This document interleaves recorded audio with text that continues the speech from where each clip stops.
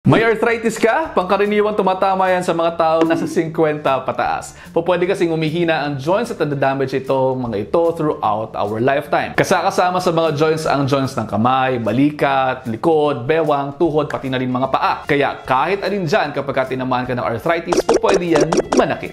Pwede rin po yung may kasamang limitasyon sa paggalaw kaya karamihan sa mga nakararanas ito nahihirapan sa pagtayo, nahihirapan sa paglalakad.